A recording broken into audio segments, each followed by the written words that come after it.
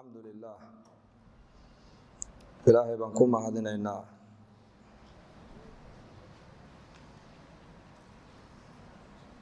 masaajidka inoo idmay inaan fadhiisano masaajidu waa khayrul biqaac dhulkan aan dul joogno meelaha ugu khayr badan ee ilaahay jalla wa ala agtiisa laga jecel yahay waa masaajida أحب البلاد إلى الله المساجد وأبغض البلاد إلى الله الأسواق النبي عليه الصلاة والسلام waxaa inoo sheegay dhulka meelaha ilaahay ugu jecel yahay waa masaajidiisa meelaha ilaahay ugu neceb yahayna waa aswaaqda weeyaan suuqu waa meesha tijaarada adduunyadu ay ka hirgasho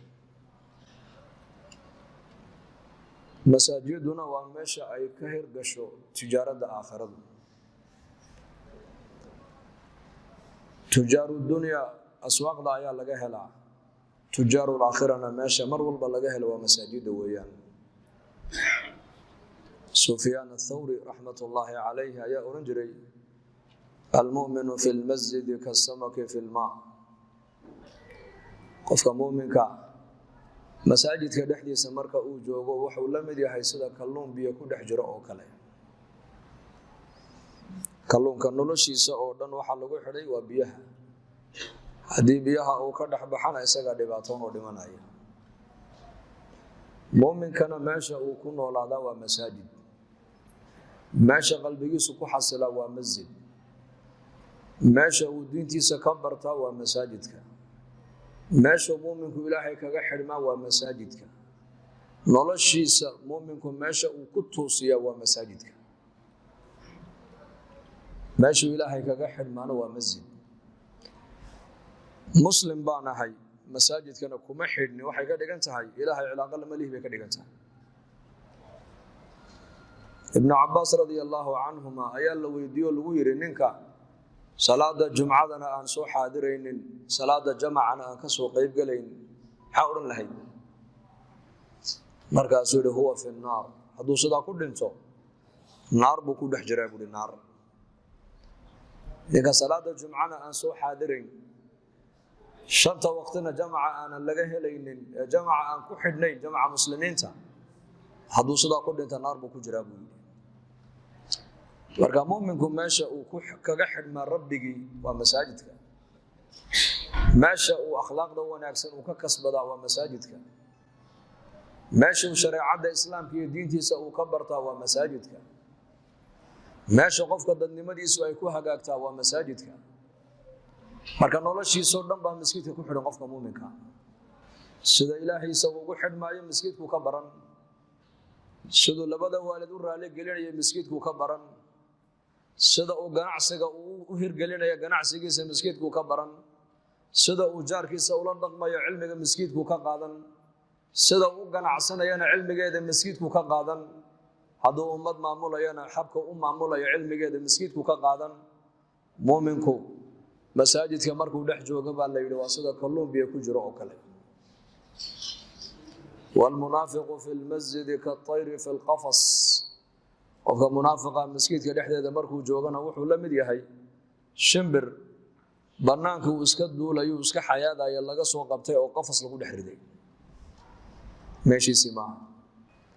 laana shimbirku daa'iman meesha loogu talagalo waa hawada yatiir fil hawa qafas marka lagu ridana waa ciriiri uu dareemaya munaafiqu masjidka marka uu soo galana wuxuu la mid yahay sida maaragtaan shimbir qafas lagu dhex riday buu la mid yahay masaajidu marka waa meesha ilaahay arlada ugu jecel yahay malaa'iktu xataa markay imanayso masaajidda ka bilaabaan safarkooda masaajidka qofka ku xidhan ee ku taxan wuxuu noqdaa jaliisul malaa'ika qof mar walba malaa'ikta la fadhiyo buu noqonayaa laana majliska nimka aan fadhino waxa uu nabigu noo sheegay malaa'iktu inay la fadhiisanayso inna lillahi sayyara ba nabigu inna lillahi malaa'ikatan sayyara ilaahay waxa uu leeyahay malaa'ik arlada dusheeda ayay socdaan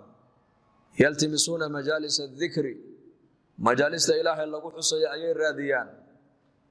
malaa'igta kamida markuu arko wuxuu leeyahay halummu ila haajaatikum malaa'igtii kale ayuu ku leeyahay muraadkada arlada u timaadeen aad kala haydeen aniga arko la kulme kaalaya buu leeyahay dadna malaa'igtu markaas garbahooga ayay saaraan baa nabigu calayhi salaatu wasalaam ila samada adduunyada ayay buuxinayaan majliska markay ka noqdaan ilaahay jalla wa ala dhinaciisa u noqdaan buu ilaahay ku odhanaya maanta maxaad la kulanteen oo maxaad ku urursanaydeen waxay odhanayaan adoomahaaga kamida ayaan la kulannay adigay ku weyneynayeen adigay ku ammaanayeen adigay ku nasahayeen adigay kugu mahadinayeen markaasuu ilaahay may arkeen aniga kumay arkin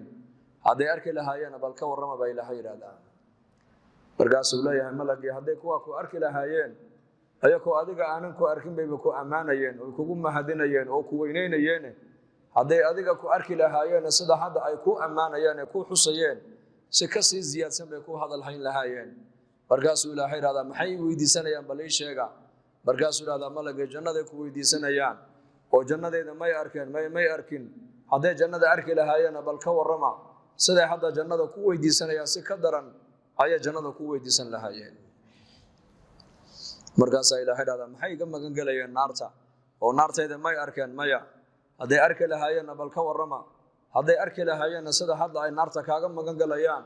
si ka sii daran bay kaaga sii magan geli lahaayeen marka u dambaysa ilaahay malaa'igta wuxuu ku yiraahdaa fawshidukum ya malaa'ikati anni qad ghafartu lahum malaa'igteedii marag waxaad iga noqotaan adoomahayga halkaa fadhiya aniga dartay u fadhiyay inaan dambigoodii dhaafay buu ilaahay yiraahdaa malag baa hadloo yiraahdaa fiihim fulaan adoon hebel la yiraahdaa majliska ku dhex jiray isagu muraadkiisu ma ahayn inuu xuskaaga dhageysto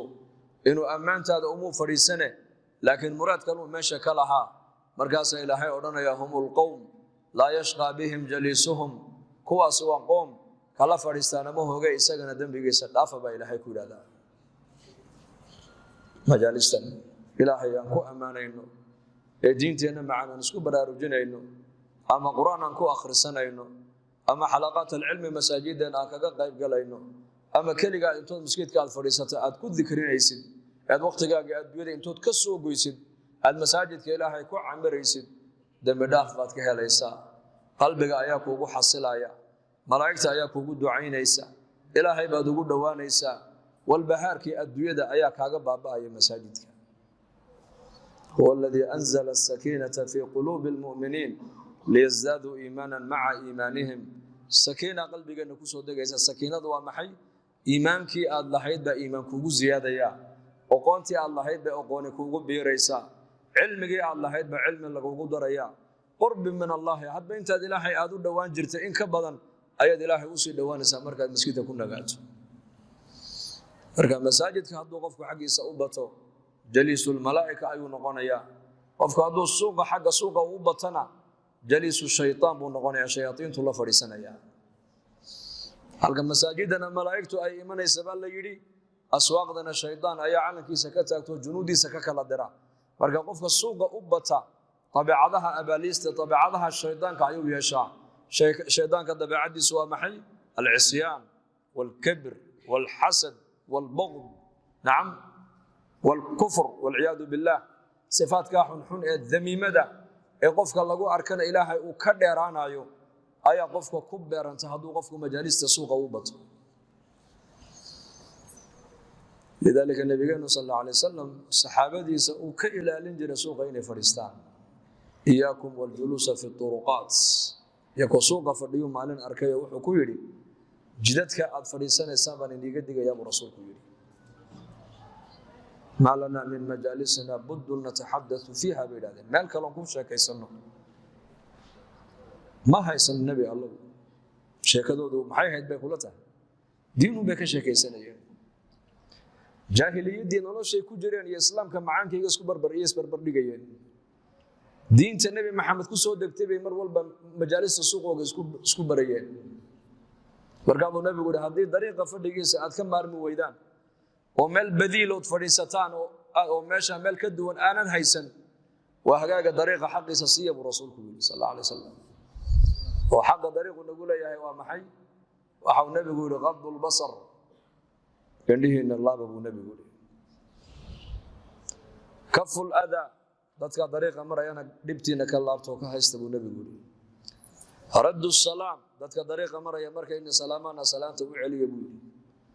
amru bil ma'ruf dadka dariiqa maraya buu nabigu wanaaga iyo khayrka faro khayrka u sheega nahya 'anil munkar dadka dariiqa maraya munkar sharciga wax inkirsan wax sharciga islaamku inkiray dadka ay noloshooda ka muuqato munkarka ka reeba buu rasuulku yiri shanta qasladood qofku haduu leeyahay dariiqa uu fariisan karaa shanta sifa haduu qofku uusan la iman karin dariiqa wuxuu ka qaadayaa dambi uu ka qaadayaa ugu inuu qofku indhihiisa ilaaliyo uu gacantiisa ka ilaaliyo muslimiinta dhibtooda salaam hadii la salaamana salaanta inuu celiyo dadka wanaaga inuu faro xumahna uu ka reebo Allah nasiya sifaadkaas diintan islaamku waa diin ballaaran dariiqa xaqiisii bay ku qeexday ku sheegtay min xaqi ilaahay kugu lahaana way ku cadaysay ila dariiqa dadka muslimiintu ka dhaxeeyay ay marayaan xuquuqda uu leeyahay diinta islaamku way ku sheegtay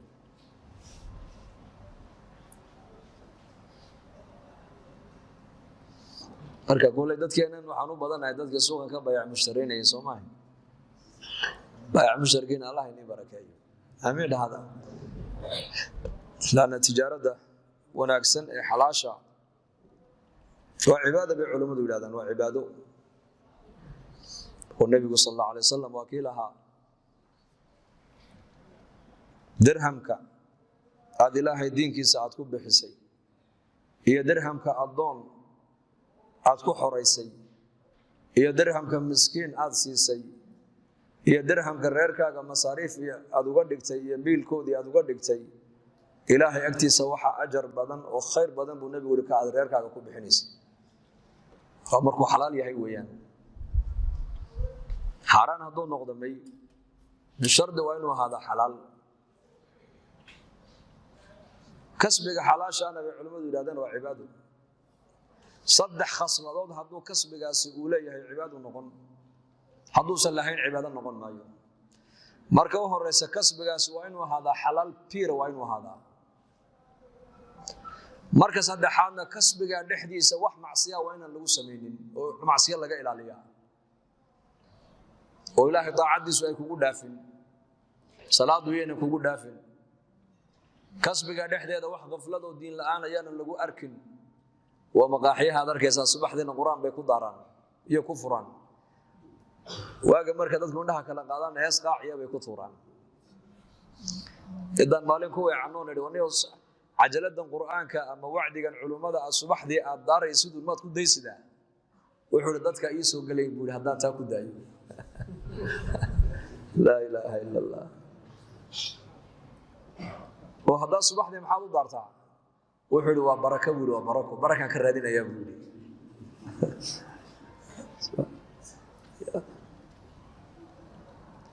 نن وحنا عصوص بري مجازان sidoo u dhan yahay khamri lagu wada iibinayo oo nimanka iibinayana arab ay yihiin arab muslimiina ayaa leeyahay nimankaas waa arab hebel inakaas dadka ziyaartay u tago ziyaarta markaasan ziyaaranayo waxa meesha dhex joogana waa wada khamri shakalka yagi markuu arkay buu ninkii la yaabo wuxuu yiri ma qolo mutawiciin oo miskiid ka timidaatiin lacag buu soo saaray waa kana lacagtan iga qaatay markaas aan ku anagu lacagta ma qaadano dadka awqaadoodaan waqti ka qaadanaa yar waqti nasiyan kula hadalno inta la hadlaayay baan u fiirsado makhalkan uu lacagta ku urursanayo waxa ku dul qoran aayatul kursiga ba ku dul qoran lacagtu ku ridaynaa halku ka keenay waa lacagta khamriga markaan la hadlan yar xadiisay baan ku yiri cilaaqada ka dhaxaysa aayatul kursi iyo meeshaada maxay tahay baan ku yiri markaas uu wadankan joogta ayaa ku badan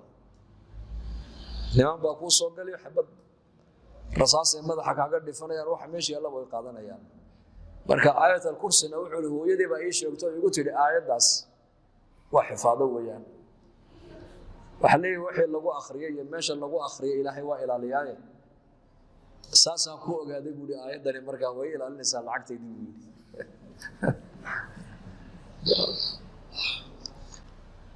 marka kasbigu waa inuu noqdo xalaal marka horeysa marka labaadna bay culimadu leeyihiin kasbiga dhexdiisa waa inaan wax macsiya lagu dhex sameeyo marka saddexaadna yaqiintaadu inay kasbigan ahaan yaqiintaadu waa inay ahaato waxan waa asbaab dukaankani waa asbaab beertani waa sabab tijaaradani waa sabab tacliintu waa sabab aqalkani waa sabab hoteelkani waa sabab laakiin arsaaqada ilaahay baa haya asbaab weeyaan arsaaqada la soo dhex marinaya laakiin rasaaqu waa ilaahay misaal yar baan soo qaadan masaajideena waad aragteen oo baanbadan qasabada markii la furo biyaha ka soo dhaca nin reer baadiye ayaa magaaladii soo galay oo dadka reemiguna dadka waa dadka markay waliba roobabku ay yar yihiin ceelasha ama dixaha biyaha leh xoolaha ku aruuriyaan oo 10 kilometer dhowr iyo 10 kilometer bareerka la sii wada iyo geela iyo xoolaha waa la aruurinaya intaan la xoolaha intaan la kaxayna waxa la sii diraa ceelalyo marka ninkii magaaladu yimid oo qasabadii buu arkay kolka sidan loo wareejiyay biyo ay ka soo daadanayaan markaas uu waa warana ku magaalo miigan ka imanay haraad baa loogu dhintay buu dadkii reer magaalkuna birtan u biyo ka helayaan buu Allahu akbar markaas uu wareystay yiri birtan halkee lagu gadaa ay sheegay waxa dukaankana lagu gadaa imsa la siiyaa $5 waba birta qasabada masaajidka ku taalay marka la furo biyaha soo deynaysan ku weydiiyay buu waa tan buu yiri waa $5 waa badwi iska qaato wadankiisa buu la tagay dadkii oo arooraya buu ku yiri war joogsada waad war laadihiin magaaladu way ilbaxnimo waxa la gaaray birtaas biyo laga keenay birtii baan soo iibiyay tolkayo biyo ma ka soo dhacayaan ka soo dhici maayaan yani waa misaal wuxuu ku soo noqday ninkii wuxuu roodi dhacday buu saad ugu dhacday aanu ta masaajidka aan ku arkay biyaha soo deynaysan ka iro tan adiga iibsay bila biyaha markaas lagu yiri war qasabadan aad arkaysid barakad baa ka horeysa barakada qasabad kale biyaha ku shubaysa qasabada iyo beeba baa dhulka dhexdeeda marsan biyaha waxa laga keenay ceelal riig lagu qodo 200 mitir baa biyaha loogu tagay hadar wax sahlan ma haba lagu yiri biyaha lagu keenay مثالkaas dadku maanta la mid yihiin ninka qasabada biyo ka soo baxayaan biyo halka in ay ku jiraan buu mooday uu ku dhagay bal meesha biyo way ka soo dhax baxayaan dukaankaaga aqalkaada tijaaradaada beertaada ziraacadaada xoolahaaga xafiiskaaga wa asbaab ilaahay ba soo dhax marinaya arsaaqada laakiin rasaaqu waa kuma rasaaqu waa ilaahay رزاق وإلهي لذلك قفك مؤمنك أسبابتا والله إيمانا إنه يقين صدى الله دوني مايو أسبابتا وحا الله باهية إن هذا أسبابهان والتي معدد لكن أرزاق قد إلهي بينه بلان قاضي وأفري بالي الله ما تنهى بين علمه علوشه ويمركو كجري أفرتي الرمودة ملك قريبا كمتحي بكتب رزقه وأجله أو شقي أو سعيد وكي حديث صحيح النبي شيغي أفر با علمها مركو بقولي لباتنها بين أوركو وكجرو أفرتن كهرب النبي يقول والنطفض وبيير أفرتن كدنبنا وحا النبي يقول وحنجري روديغا أفرتن كصدحاده دنبنا ووصلدي روهيلبا بقولي لباتن كها بين علوشو علمه مركو كجرو أيا ملك الروح الله سو ديباي وافوفا دنا ملكاسي أفر شيء بو قريا النبي يقول waxa uu yiraahday ilaahu ma adoonkan ilmaha caloosha gale mallaba ma dhidig habeenkaas la qori midka uu noqonayo maqani ba mise waa faqiir arsaaqadiisa habeenkaas la qori ma ahlan naar ba mise waa ahl jannana habeenkaas la qori buu nabigu yiri mallaba mise waa dhidig ajashiisi ba la qoray arsaaqadiisi ba la qoray shaqi iyo saciid ahl janna ahl naar midku yahay habeenkaas la qori halka qabrigiisu noqonayna habeenka bal calaamadeyn taariikhdu dhimanayo marka asbuhan adduunka dul yaalo waa asbaab daawadaad cunaysid waa sabab lama inkirayo dukaankaad ka shaqeynaysid furata waa sabab lama inkirayo beer hadaad falata waa sabab laakiin waa inaad ogaataa al-musabbib wa ilaahi jalla wa ala marka yaqiin baa loo baahan yahay dadku inay ku noolaadaan yaqiin naciish ala yaqiin bay culimadu leeyihiin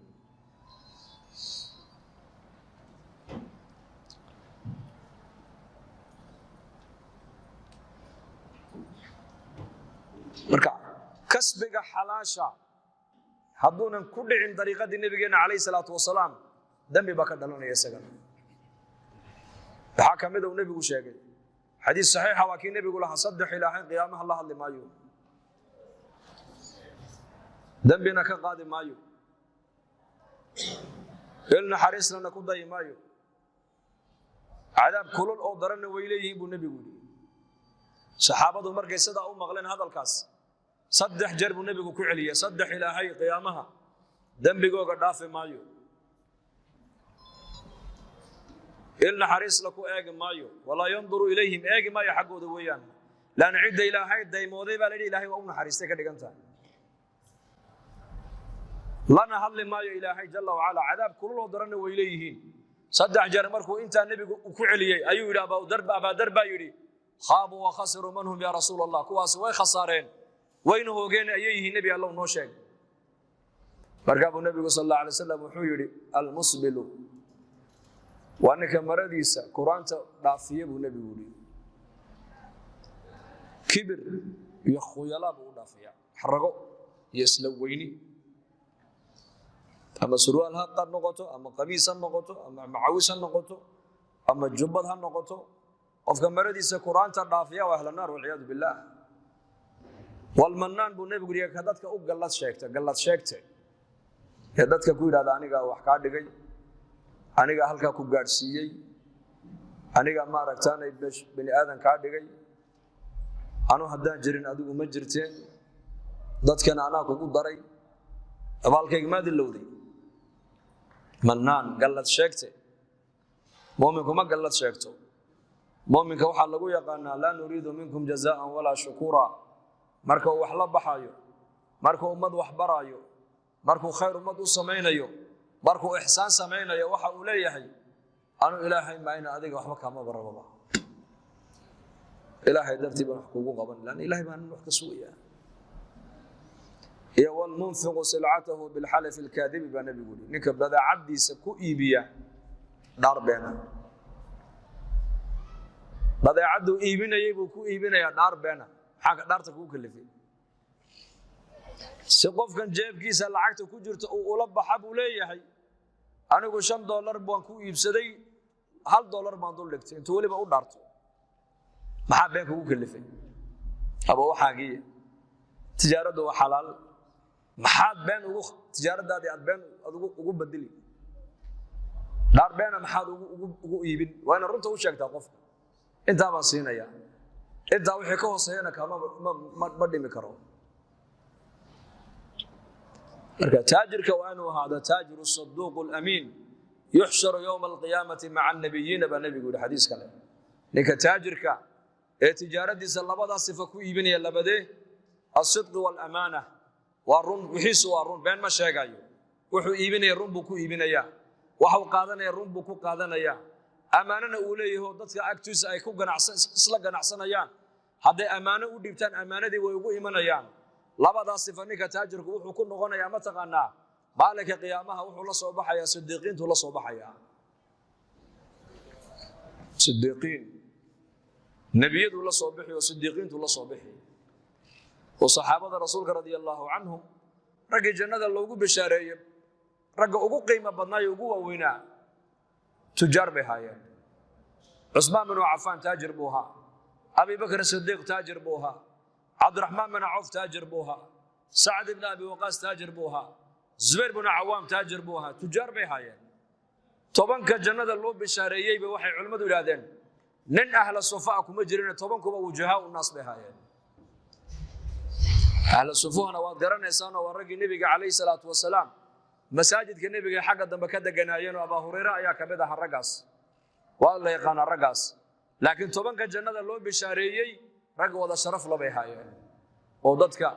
ragga ugu cadcad ee waddanka iyo ummadda laga dhex yaqaano bay haayeen abi bakr sidiiq baa ka mid ah radiyallahu canhu maalintuu islaamay 6 dukaan buu magaalada maka uu ku lahaa maalintuu nabiga la hijroonayayna awrku nabigu fuulayay maalinta Abu Bakar isaga keenay walaakin nabi Muhammad alayhi salatu wasalaam wuxuu ku yiri bithamaniha ya Abu Bakar anu awrkaadii keentay lacagtiisa kharashkiisa aniga la baxay buu rasuulku ku yiri limaada bil mali wal nafs nabigu mali nafbu ku socdaa maalkiisu ku fidinaya diinta waqtigiisu diinta ilaahay ku fidinaya لأن النبي محمد وكا أبو بكر سفر قال الرفيقي إلى الغار سفر الهجرة ومعروف تاريخ ديس مرة النبي كهر ريا مرة النبي كدم بيا مرة أبو النبي يقول يا أبا بكر مرة وادي كهر رينسا مرة وادي قدم بينسا ما حيكون عادي حقه مرة كان كعب بقنا وكهر مرايا وحني هذا عدو يقول النبي أنتوا وحي العادي وحلق وياله حق دم مرة كان كعب صدنا وان كدم بيا بكيل maalintii nabi maxamed alayhi salaatu wasalaam gudka la geliyayna Abu Bakar as-Siddiq taajir buu ahaa isagoo khaliifa oo taladii ummadda oo dhan loo dhiibo gacanta laga saarayna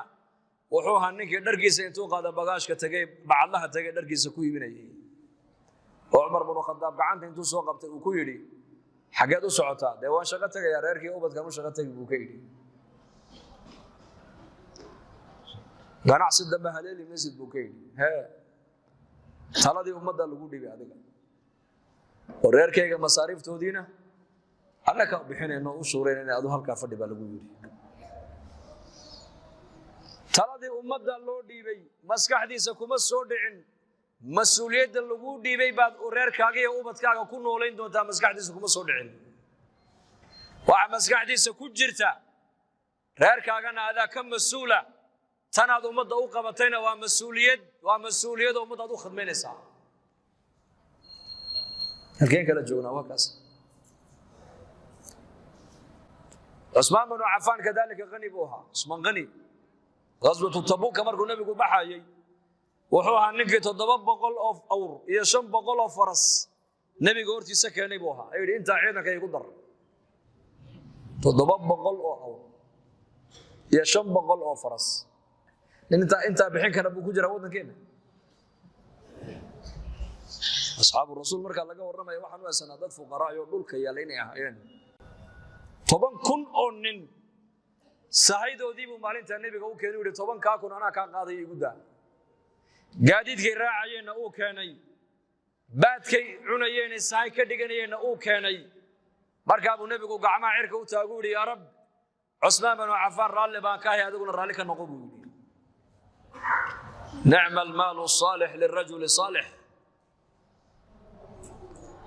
نغمانتا xoolaheena baananka inoo yaalaan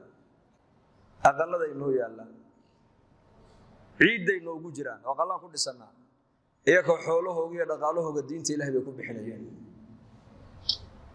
700 oo faras oo awr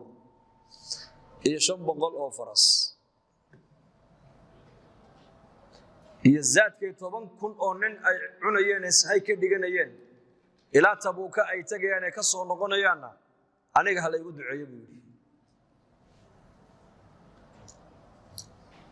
fuqara ma hay gacan gaas hadana habeenkii 2 rakacadood oo kaliya quraanka dhama ku dhameynay hadana ninkaas maqaam Ibrahim buu habeen labada lugood la galay Usman بعد صلاة العشاء مقام كان النبي إبراهيم وهالك الراتب كويا لو وياه نبي كواكو كوسمة يقبض دير الذهب كان دلاشة الشيء ده لقى داود هالقبري كان بنان كيسكا هيدو لبض اللقود بالدول دي جرو مركا مقام إبراهيم هالكابو عثمان هبين كي لين صحابة ده كمدو كويدي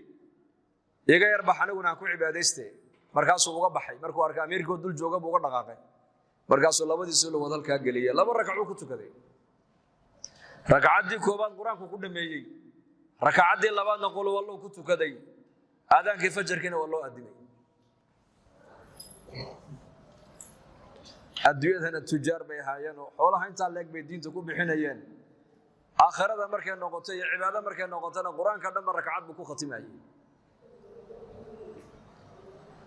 nimankii buqaada ahaa markii Usman ay rabeen inay dilaan fadaa'ilka uu sheegtay bay kamid ahayd arrinkaas warmaanaad dilaysaan buu ku yiri nimankii buqaada ahaa ee Masar iyo Basra iyo iska soo urursaday ee doonaya Cusmaan inay qudha kaga jaraan runtii wayna dileen markii dambe wuxuu urmaanaadi dilaysan miyaanadi ogeyn buu laba gabdhood oo nabi uu dhalay in aniga la ii dhisay oo tani markay iga dhimatay tii labaad uu nabigu ii dhisay tii labaad markay iga dhimatayna uu nabigu yiri ina saddexaad oo ina Muhammad haday noolaan lahayd Cusmaanow waan ku guurin lahaa buu nabigu alayhi salaatu wasalaam awwaliin iyo aakhiriin waa ninka kaliya laba gabdhood oo nabi uu dhalay ay xasul noqdeen baa leeyahay taariikhda nin kale oo galay ma jiro caalamka ugu keligii buu taariikhda ku jira Cusmaan ninkaas aan ahay wadi aniga maxay iga dilaysaa war miyaan adi garanayn buu waxaan ahay mujahhiz jaysh al-usra ciidankii cuslaa ee nabi maxamed uu hor socday 30 kun ahaa ninkii sahaydooda diyaariyay ciidanka xambaaray ee gaadiidkay raacayeen iyo sahayday ku baxayeen keenay baan imaad garanayn buu ku yiri war aniga miyaan adi garanayn buu ninkii bi'r mauna maalintii ansaar muhaajiriintu nabiga u yimaadeen ay yiraahdeen magaalada Madiina biyaheega waa la iibiyaa anaguna lacagan biyaha ku gadana ma haysano waxaan ahay ninkii nabi maxamed ku yiri ceelka bi'r ruuma aniga keenaye nabi allow ceel jannada ku yaal hal igu ballan qaado ceelka ninkii lahaa intuu u tagay 30 kun diinaar intuu siiyay furaha ka soo qaaday nabiga uu keenay ku yiri yaa rasuulullah ceelkaas waa waqaf muslimiinta abba hadda sida biisa waa kuwaas oo nabi maxamed uu yiri Cusmaan ilaahay wuxuu ku diyaariyay ceel il jannada ku taala ilaahay ku ballan qaaday nabigu ku yiri yaa Cusmaan baa nabigu ku yiri maalinka amal dambe oo wanaagsan oo saalix ah hadaanad qaban oo inta aad ku joojisid adigu inta ba janna ku gashay buu khalaas ninkaas aan ahay war waxaan ahay ninkii nabi maxamed uu yiri miyaanan ka xishoonayn ninka ay malaa'iktu ka xishooto wayana Cusmaan nabiga kaleey salaatu wasalaam oo jilibkiisaasi uu muuqdo ayaa Abu Bakar u soo galay oo iska fadhiyay nabigu sidiisii kama dhaqaaqin fadhigii hadana Umar baa u soo galay sidiisii buu u fadhiyay hadana Ali baa u soo galay sidiisii buu u fadhiyay Cusmaan ibn Affan markuu soo galay nabigu maradii buu hagaajistay markaas nabiga lagu yiri Abu Bakar iyo Umar labaduba sodog bay adiga ku yihiin علينا إن أنت هذو قبا صدق دابا عثمان كسر الرسول مرادي مد صار نجيب كم محاد عثمان وكحش وتال لقويري ميانا كحشوني بالنبي ورنيكا ملاك إلهي بكحشوته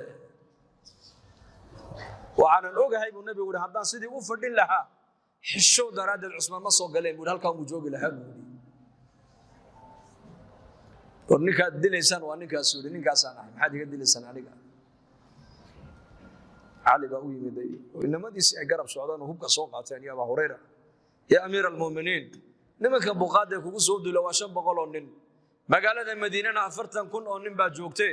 حلينا هنقابنا وقدنا هنكجرنا نوقف صحابه كيري وعلي ماي ديج إسلام ما قال هذا المدينة كود هذا المايه حد أنا جاي دلان هاي دلان حد أنا جاي دلان بقول أنا النبي عيسى يقول يري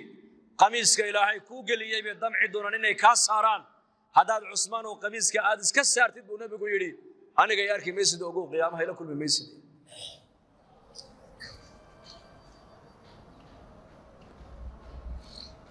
بيرتي أبو بكر والنبي قال باب كي قراعي يا أبا موسى الأشعري وها بواب كالنبي قوها وقراعي وكما وأبو بكر وقصوا إجازة قاضي الجوب نبي قوش يقول عثمان أبو بكر بقى الباب كتاجن سوق الكذب يقول الباب وفصح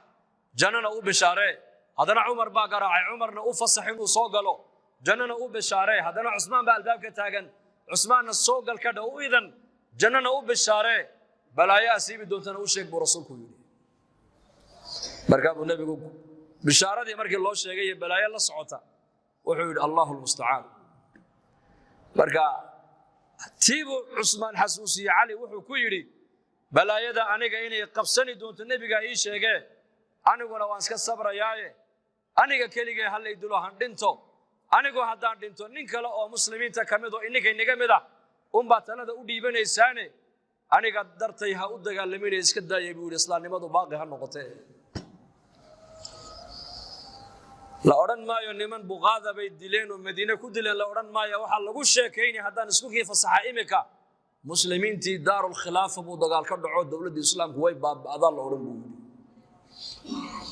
marka anu han iska dhinto hay dilaan aniga laakiin dawladeena islaamku hay noo jirto midnimadeenu ha jirto bal fahmiga saxaabadu ay qabeen heega dhiigoogay ummadda ku badbaadinayeen ummadnimadu inay jirto Usmaan dhiigiisii buu huray waayo muxuu dhiiga ugu huri waayay min maalintuu islaamay ilaa la dili doono dhaqaalihiisii oo dhan baa diinta islaamka ku baxayay islaamnimada markay wax ka galaan baad u lex jecloon moogta asxaabu rasuulillahi sallallahu alayhi wasallam min kooga faqiirka ila kooga qaniga malqabeenka diinta islaamka iyagu waxbay gashadeen diintu waxbay gashadeen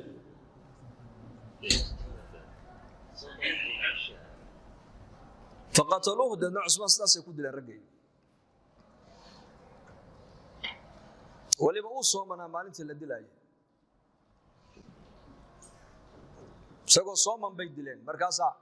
ragii u yimid ugu dambeysay u yimid wuxuu ku yiri xaq hadaan nagu leeyahay anigu amiirkiini aan ahay aqaladiina fariisa seeftan iska dhiga buu ani hay difaacina waayo nabiyullah muhammad alayhi salatu wassalam ya abi bakr ya umar ban kuma naamay waxay ugu yiraahdeen Usmaan oo maanta anaga nala afuri doontaa marka anigu waan socdaa buu yiri ma joogay adduunkan meel fiican waan marayaa marka aniga dartay ha u dagaalamin buu yiri aniga magacayga dhiig islaam ku daadinin halkiina jooga buu yiri aqaladiina fariista markaad maqashaan Usmaan waa la dilayna inagu shuuraysto amiir muuminiinta u doortay buu yiri taladu ninkay naga guuya koonu noqon meesay dhiigiisii buu ku badbaadinayaa dadnimada iyo dawladnimada islaamku inay jirto inagana zamankeena wuxuu leeyahay diinta maxay ka galay buu koodhan diinta maxay ka galay diinta waxba kaama galin aqli kaama galin oo dhaqaale kaama galin oo waqti kaama galin oo dhiig kaama galin oo dheecaan kaama galin laakiin qabiilka hadii la caayo waa damqan heerkaad ka dhalatay hadii la caayo oo la taabto dhiig karbaad yeelo dhiig wadnaha ku kici waayo reetolka maxaad ugu damqanaysaa qaaraankaad ku bixisaa iyaga islaamnimada se waxba kaama galin iyaga islaamnimada waxba ka galay min maalinkuu islaamay Usmaan ilaa maalinkii la dili doono dhaqaalihiisa oo dhan diintu ku bixinayay meesha xoogiisii dhaqaalihiisii aqligiisii uu ku baxay inuu naftiisa ku badbaadiyana diyaar buu yahay waana hay dilaan laakiin midnimadeenu ha jirto ani hay dilaan laakiin magaaladii Madiina dagaal ka dhacayaan la maqlin aniga hay la dilo han ka taga adduunka laakiin islaamku isaystaan ka tago laan agtooda diinta qiimo lahayd yaka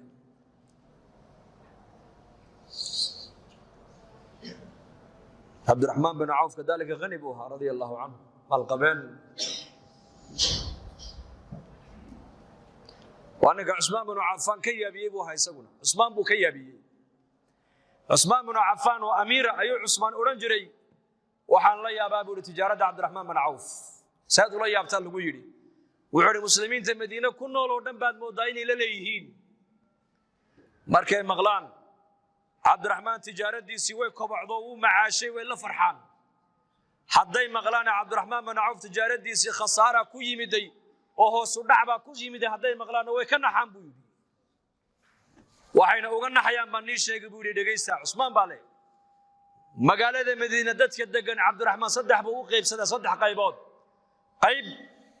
uu deymiya lacagta wuxuu yiraahdaa macaashkan Allah reesamaalkan iska soo celiyo qaybta labaadna wuxuu yiri aqaladoodu yaqaanaayo masaariif buu siyabil ku siyabil oo tirsan yihiin inta guri ee saboolka qaybta saddexaadna wuxuu yiri deynka lagu yeesho ee iska dhiibi kari waayaan ayay isaga ula soo noqdaan yiraahdaan عبد الرحمن بن نول ابن عوف بن وجوغ انك عبد الرحمن بن عوف te u yimaadaan budaya deynku kula hebel waa kan iska siyaana ku noolay ninka xoolihiisii magaalada Madiina muslimiinta ku nool oo dhan sida ula simay marali markay maqlaan tijaaradii عبد الرحمن ba kobocday oo la farxaan limaada laana way la leeyihiin hadday maqlaan cabdiraxmaan tijaaradiisii hoos u dhac iyo ganacsigiisii baa hoos u dhacayna way ka naxaan limaada laanahu way la leeyihiin imika tijaarteenu macaynkaaba basaasa waa muslimin ya mid miskiin oo dhuuban ayaa arkay nin taajir oo iska yar calool buuran markaasuu yidhi waxa caloosha ka buuxa annaka munasiya buu yidhi annagii baa ka gaajoonayne buu yidhi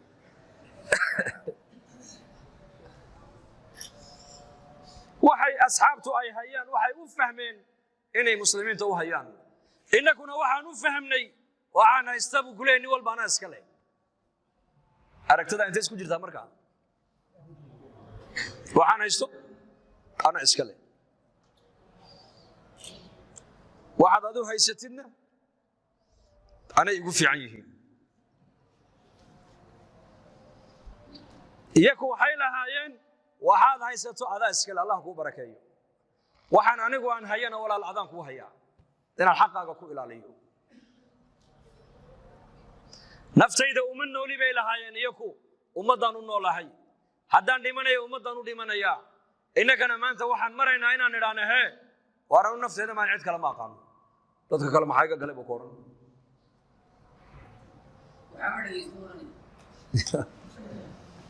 ku saliya rasuul hadduu yidhahdo qofku waxaan haysta anaa iska leh halkaa waxaa ka dhalata ma taqaanaa xasada marka dambe qofka ku dhasha xasad maxaa ku imanayaa markuu yidhahdo waxaan haysta anaa iska leh wixii fiican oo dhan anay igu fiican yihin marka dambe iman doonta marka hore wuxuu odhanaya waxaan haysto anaa iska leh cidna ilama leh marka dambe waxaa ku dhalan doonta inuu yidhaahdo kan wuxuu haysta hee siduu u haysta anay waxan igu fiican yihiin حسد حسد كنا وصفة قابيل ولالك هابيل وكدلي واتل عليهم نبأ ابني آدم إذ قربا قربانا فتقبل من أحدهما ولم يتقبل من الآخر قال إنما يتقبل الله من المتقين ولا ليها يعني آدم بعد لبده دبا لكن برجع ما دام بن آدم وترمايي حواء marka caloosheeda ilmo u galaba labay dhalaysaa laba mataanay dhalaysaa wiil iyo gabadhan isla dhashay labada ku xigto iyo kuna wiil iyo gabadha ayay isweydaan la isku guurinayay baa la yiri bini aadanka tarmaya markaas marka qaabiil waxa la dhalatay gabadh qurux badnayd haabiilna waxa la dhalatay gabadh fool xumayd baa la yiri markay afartoodii barbaareen ay weynaadeen ay kobceen ayuu aadam ku yidhi waa hagaaga haabiilow mataanta qaabiil guurso waa sida curfiga ugu ahaa shareecadoodu marka ay ahayd qaabiilow adiguna mataanta haabiil guurso marka qaabiil baa yidhi may aniga ta ila dhalataa qurux badanoo ta isaga la dhalata way fool xun tahay marka taydan guursan buu yidhi yani wixii fiicanba anay igu fiican yihiin weeyaan marka aadam baa ku yidhi may sharcigeena inanka la nooma ogolo may halka sheekada oo maraysa mufasiriinta qaarkood ay qoreen aadam calayhi salaam wuxuu tegay makuu tegey dadna qaabiil iyo haabiil baa isku hadhay labadoodii baa markaa waxay isku bandhigeen ay yidhaahdeen haddaba waayahay sadaqad han la baxno keenna sadaqada laga aqbalo ha guursada gabadha quruxda badan leh ilaa qaabiil tii haabiil la dhalatay fool xumayd uu iska diiday inuu guursado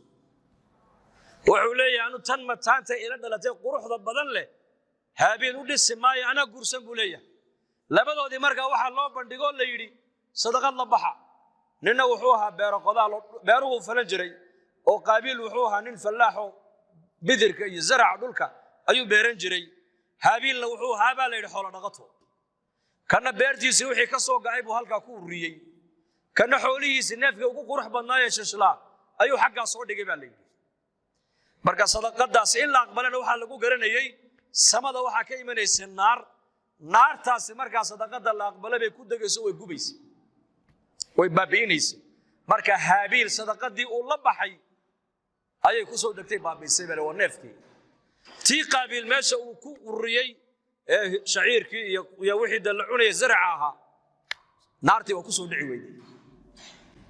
marka qaabil baa si xanaaqo yiri haabiil oo si aad lagaga aqbala oo in laga aqbali waaya marka haabiil baa ku yiri walaalkii da ilaahay dadka Allah ka cabsiga loo sadaqada ka aqbala buu yiri deewaan ku dili da aday ku taallay buu laakiin anigu haddaad adigu gacanta ii soo fidisid anu ka gacantayda ku qaaday ma yihibu ka yiri deewaa ka dilay marka quraanka ilaahay ku sheegay faqatalahu fa asbaha min an-nadimin waxa bani aadan xaq darar lagu dilo oo dhan ilaa qiyaamaha ina aadan ka hore dhiiga daadiyo dhiigi ugu horeeyay xaq darar ninka ku daadiyo qaabil buu ahaa dambi buu isaguna ku leeyahay waxa bani aadan xaq darar dhiig lagu dilay oo dhan dambigana muxuu ka dhashay xasadkuna ma ogolo shariicada islaam xasadku waa maxay hadii la macnayo waxay ka dhigan tahay ilaahu nicmadan hebel aad siisay uma qalmee maxaad u siisay ma ilaahay baad markaa ka aragtay fiican tahay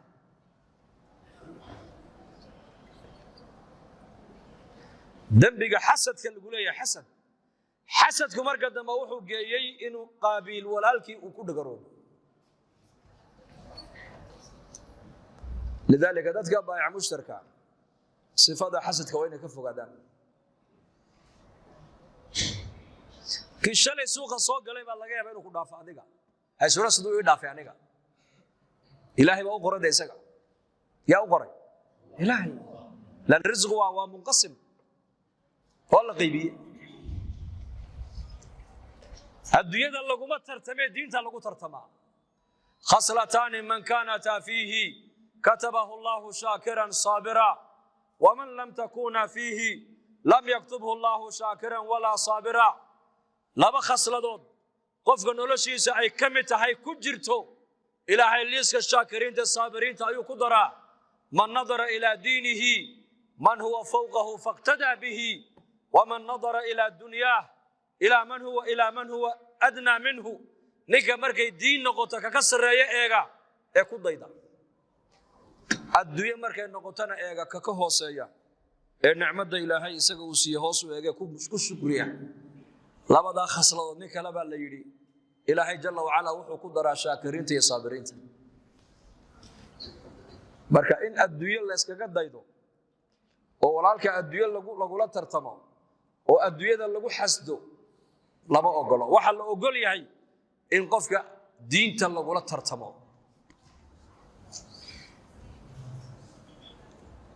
ka diin fiican baa la eegaa dadna waa lagu daydaa yaa la yiri waa lagu daydaa salaada shada waqti waad u tukanaysaa waad baxaysaa laakiin ninka sunnaha ku daraya eego bisha ramadaan baad adigu soomaysaa sunno kale ma soontid ninka shawaalka ku daraya eego ku dayo acmaal baa loo baahan yahay lagu tartamee ashyaa in lagu tartamo maaha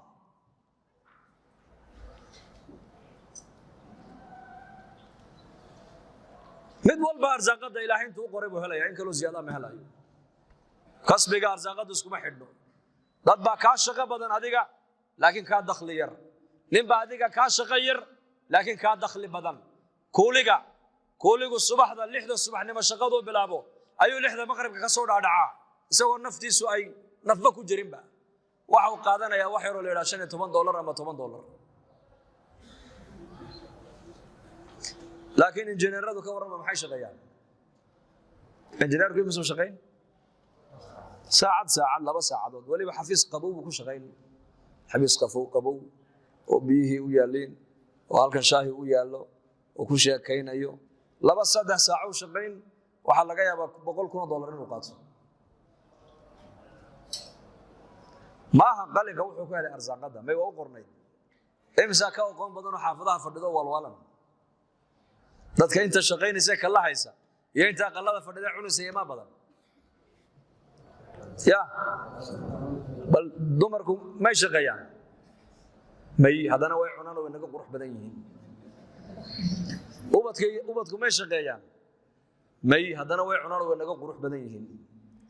waayeeladu ma shaqeeyaan may hadana way cunaan oo way cabaan dadka wahlwaalan ma shaqeeyaan may hadana way cunaan way cabaan dadka jeelasha ku xiran ma shaqeeyaan may hadana way cunaan way cabaan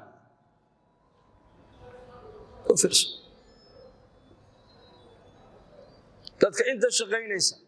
boqolkii 10 maaha 9 kalena way cuntaa marka walaalkaaga muslimka hadii ilaahay uu ka dhigay mid adiga kaaga horeeya xagga adduunyada war adduunyada qofka lagu lama tartamo waxa lagu la tartamo qofka aakhirada lagu la tartamo في أحد الغزوات النبيين وبحجر صلى الله عليه وسلم غزوة كمدة أي النبي الصحابة كل رجال يجري سفر كوان نقول دريا هاي سهيدنا ويكوبان تهي نولوا بالمان توح الله بحكرت الله بح بس عمر بن الخطاب مالين تامركم مغلي وحي كسر دعدي بودي مالين أنا نقول عن أبو بكر كجبرونه markaasaan is iri wallahi in badan baad Abu Bakar isku dayday inaad khayrka uga badiside ka badi kari weyde maanta fursad heshay waad ka badinaysaa maanta oo fursadda Umar uu haysto waa maxay Abu Bakarna waa faqiir waa markii Madiina loo soo hijroodo dhaqaalaba ma haysta Abu Bakar Umarna waa nin maal qabeen oo ganacsi buu leeyahay markaas nabigu sallallahu alayhi wasallam saxaabadiisa nin walba wuxuu bixiyay weydiinaya walibana maanta aad maxaad bixisay ya rasuulullah inta soo neef baan keenay anigu ma sha Allah ka qaada waradna maxaad keentay ana inta soo ariyaan keenay ka qaada waradigu maxaad keentay inta soo nin baan aniguna saydooda keenaya ka qaada Umar oo socda markaa yimid ragii ka horeeyay Umar wuxuu nabigu weydiinayay waxay la baxeen buu weydiiyay لكن عمر بن الخطاب نبي سؤال عجيب ويدي وحو كيري يا عمر ريركاغا maxaad uga timid baliishak buu yiri ماذا ابقيت لاهلك saxaabada intii kale oo waxa la weydiiyay waxay keeneen in la baxayaan laakiin Umar wuxuu nabigu weydiiyay xad maanta Umar oo adiguna sid maxaad reerkaaga uga timid baliishak markaasuu yiri intan aan wado إلا أقوم بانوغي مدبولي مثال هان كسو قادن بقول كون هايستا أو كنتم كون كاني كنتم كون ريركي بوغي مدي زمن كوداس مصاريف الريرها waxay ku bixiyaan baa la yiri way isma sheegi jirin laana Umar haduu sheegi lahaa كنتم كون reeraha uga yimiday نقصان با عمر halka kaga muuqan lahayd noloshiisa waayo waxa la ogaan lahaa ma maasha asxaabu rasuulillahina ay dhagax caloosha ugu xiranayaan ee ahlu sufiina xabad timir ay ku cuntaynayaan ayuu Umar xoolaynta la reerkiisa ku dhaxaystaa halka nuqsaan ba ka soo gaar lahayd Umar diintiisa lidaalika Umar ma sheegin wuxuu yiri intanaan wado in lamida baan uga imiday buu reerkaygi midaal ahaan boqolkun bay ahayd كنتم كنا أو كأنه كنتم الله حري أبو بكرنا وحى وكان يا ما بجرت وفقير عمر يسقوا وحفلة إلا إذا هذا محات كنتي ولا هذا كنتم كن باكاني أبو بكر وهذا كنا محات كنتي وحما هيست النبي الله وما أنت دع عمر إذا هذا أبو بكر هذاك بديه ما أنت وهذا فهمتين منهم ملاين لكن سؤال النبي هو حيقول بعد السدن ماذا أبقيت لأهلك يا عمر يا عمر رأيك محات وقتي مدي أنت نان وضع إن لأكبر وجاي مدي بودي أنت مركان لما ويدي شكل لما ورا أنت ما أنا شاكي كرو أنت الرير كان لو ويدي أنت نمشي شكل وحش هذا يا رسول أنت نان كان إن لأكبر وجاي مدي أبو بكر السعودي يمدو يدي يا رسول الله أبو بكر أنا الرير كان محاط وقتي مدي شاك وعلي إلهي رسول كسان وجاي مدي بودي بلا بصاريف بلا وحبة مركب النبي يا عمر وقصله وحكوا يا عمر لبدي الناس صدقة أنت لبدي الناس هذا اللي أنت قلنا حيسا آيات درجة دينا جنة قلنا حيسا ورسولك كويوني ومالك هو عمر يري هديت لما أنت كذب بيز أبي بكر دمو الله ترتمى يا ويهرب يقولي هذا فهمتين هنو ملاي تنافس وصارعوا وسابقوا فليتنافس المتنافسون بإلهي صارعوا الدنيا مركي الله نقلها الله يا إلهي وحوري فامشوا في مناكبها أصعد الدنيا أصعد صعد هو صدر صعد واتقنا ذكرك إلهينا fascaw ila dhikri illah sacyigu baa la yidhi waa socodku ka sarreeyo oo u degdega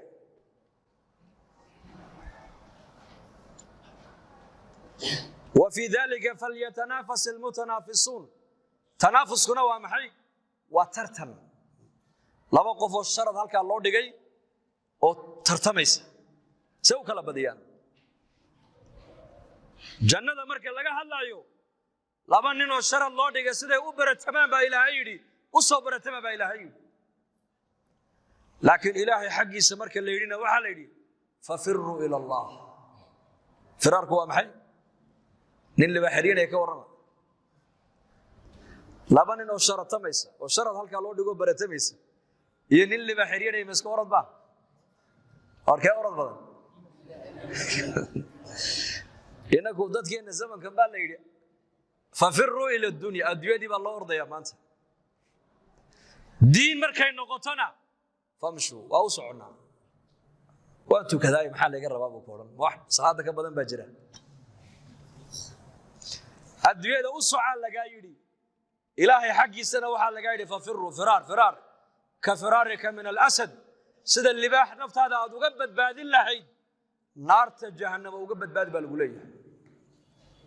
adduunyada uga badbaadi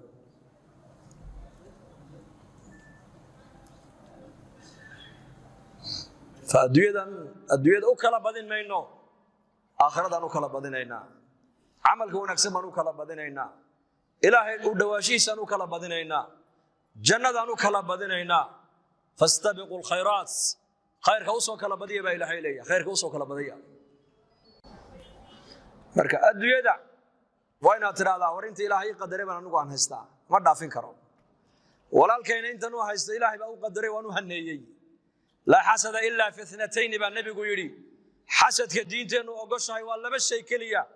لا بس شيء بقفك ورن كرا الله ما عنيقنا إلى حسد يقدقو لا بقوم بالله كان تابو النبي يقولي والله بدي كما شد الله بقوم بيقول بنان تحي قف إلى هاي دقالة أوسيي أو دقالة يسمى في عقب حين مركز أركته يقف إلى هاي قرآن وبري أو ساعدها بينك كم القرآن كسلتها وآخرني هذا أركته لا بقوم بالله ورن كرا الله إلهه ما أنا سدا يقدرك تسدو دوس وكلا نقول خير كوكو بدل هاي لبدا بقف ولا ليكو كما كرا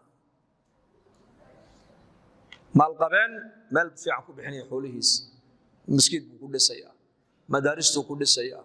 مكاتب كفريا ايتام تو وحسينيا مساكين كنا نفقينيا علماء كو اكراميا خلقي إلهي بو أديقيا كاولا تمني كرا تمني بالله ورنا ياي إله نعمة محاد أسيس كسو قاد ماها ما سيدي سيلاو يقدك تدويان هدادي أنا جانا حول السين لحيد سيدي سوكلا نقول لها وخير كاكو بحين لها ويان هي نين قاري وقرآن إلهي وبري وساعدها بينك كمدين توقع إلهي بريان مرقا خير كينا نطرتنا ديار مونا إن شاء الله دعوة وفي ذلك فليتنافس عبد الله بن مبارك رحمة الله عليه آية سنكرات كمرك وقبتي أي أرضي دي سي علماء دي أي دوشي سكسو ورين أي أنها كالقادو صداو يقي لمثل هذا فليعمل العاملون بيولي لمثل هذا ما أنت أوكالي حالة أنكو أنكجر أوكالي نوال بوي مري دون تاي وارنكي أسو عمل فلا يو halka ha soo shaqaystay buu yiri halka marxalada maanta anigu aan marayo maalin baad adiguna mari doontaaye arinta noo shahay khayrka u kala badiya khayrka u baratama khayrka amira khayrka beera khayrka ka shaqee khayrka ilaahay nasiyana waa diinta islaamka diin qiimo ku yeelaysa adiga jibriil alayhi salaam قرآن كان لو سو ديبي سيد الملائكة إلهي كدغي نبي محمد قرآن كان لو دجيي سيد الأولين والآخرين با إلهي كدغي أمة نبي محمد با قرآن كان لو سو دجيي دوشيدا أمة خير بدن با لغا دغي مكة قرآن كان لو سو دجيي بقعدها ديدا خير بدن با لغا دغي بل رمضان بو قرآن كو سو دغي بشا بلا خير بدن با لغا دغي هبين ليلة القدر قرآن كان لو سو نقليي هبين كاس وحو نوقday kun habeen كم بلاد هبينك خير بدن بو نقد هبينكاس diintaas ilaahayna siiyay sharafta ku yeelaysa ee khalqigii sharafta u wada yeeshay jibriil bay diintu sharaf u yeeshay oo lagu ammaano la yiri nazala bihi ar-ruh wa innahu latanzilu rabbil alamin nazala bihi ar-ruh al-amin jibriil alayhi salam buu quraanku amiin ku sheegay amiin ruh al-amin wa jibriil muxuu amiin ku noqday waa waxiga uu ka soo qaadayay baytul izz ee nabigeena maxamed oo arlada ugu keenayay sayyidul malaa'ika ku noqday nabigeena quraanka lagu soo dajiyay isaga sayyidul awwalin wal aakhirin buu noqday makku quraanku ku soo degay buqcadaha adduunyada ugu khayr badan bay noqotay makka salaada makka lagu tukado waa 100,000 oo salaadood 100,000 oo salaadood waa meeqa sano ma taqaanaa waa 55 sanadood iyo 6 bilood iyo 22 habeen hal salaado makka lagu tukado yaa u dhiganta 55 sanadood iyo 6 bilood iyo 22 habeen 5 salaadood diga ku tukada ka warrama oo 500 sanadood iyo ziyaado 10 salaadood diga ku tukada ka warrama 10 salaadood 20 salaadood 5 salaadood waa 250 10kii waa 500 20kii waa 1000 sano oo iyo dheeraad qof jiray weeyaan makka waxay qadarka iyo qiimaha ku yeelatay waa buqcadii nabi maxamed uu ku dhashay calayhi salaatu wasalaam waa buqcadii kacbadu ku taalay waa buqcadii quraanka kariimkeenu ku soo degay ummadana ilaahay quraan buu siiyay waxay noqotay ummadaha ugu khayr badan bay noqotay habeenkii quraanku soo degayna waxa la yiri inna anzalnahu fi laylatin mubarakah inna anzalnahu fi laylatil qadr laylatul qadr khayrun min alf shahr diintaas dhulkii qiimo u yeeshay maalmihii qiimo u yeeshay bishii qiimaha u yeeshay nabigeena maxamed qadarka u yeeshay jibriil makaanadiisa kor u qaaday haddaan diinta inaguna kor u qaadno dhaqaalaheena aqligeena cimrigeena aan ku bixino inteen leeg diintaas kor inoo qaadayna kale walaalayaal yaanan cimrigeena adduunyo ku wada bixin adduunyadu ali baa lagu yiri siflana ad-dunya ya amiir al-mu'minin adduunyada bal noo sifee markaa buu noo tusaale ma asifuha maxana adduunyada inagu sheegaa buu yiri oo fikiray awwaluha ana awwalkeeguna waa tacab waa daal wa aakhiruha fana aakhirkeeguna waa dhamaad halaaluha xisaab halaalta kugu soo gashana waa laga xisaabi wa haraamuha ciqaab teeda xaraan kugu soo gashana waa ciqaabo ku sugaysa ninka adduunyada hantiila ku noqdana oo fidnoobay buu yiri ninka ku dhax faqiiroobana oo murugooda buu yiri ninka hantiilaha buu raaxaysta oo ninka maalqabeenka ka warrama isaga ugu walwal badan oo ugu murug badan oo ugu hurdo yar oo ugu raaxo yar oo ugu naxdin badan dadka maalqabeenada intooda badan waxay ka cawdaan ma taqaanaa dhiikar iyo macaan maxaa keenay ma taqaanaa waa qalbiga waa wadnaha temperature-ka qalbiga marna uu dhaadhaca marna uu kaca marka la yiraahdo waad macaashsan uu farxa marka la yiraahdo markabkaaga uu dagayna uu dhaadhaca dadna markaas dhiigiisu marna 50 buu gaadhayaa mar 100 ku gaadhayaa mar 200 gram buu macaankiisu gaadhayaa waa ka cafadis dadka ugu caafimaad badan adduunka waa dadka fuqarada dadka ugu caafimaad badan corona waagii wada dadka ugu cabsi badnaayahay labada qolahay laba qolada lacaglayda ee shawladooda gaaska ku jira gaas bay leeyihiin mogda iyo qolada madaxda kuraasada ku fadhida inay dhimaneen isku haysata labada qolo ugu cabsi badnayd maskiinka faqiirka qadadii doondoonaya ma corona ka baqi harbu ka baqi ciyaar buu arkay ruwaayad la sameeyo leeyma kaanu fiirsaday Djibouti waxa afka xiran oo dadkii lacagta lahaa lacagleydii iyo madaxdii waa laba qolo isku haysata inay dhimaneynba faqiirka miya waxa dadka maalqabeenada madaxda ilaahay ku saliday cabsiya faqiirka ilaahay waa ka qaada waxaas laakiin isaguna xaq uu ka murugoono shoomeernimo maxaa tiraadaan bisaarad baa madaxa wareerisay isagana taasoo madaxa la xoqanaya xagee tagtaa ciyaalka halkeed geysa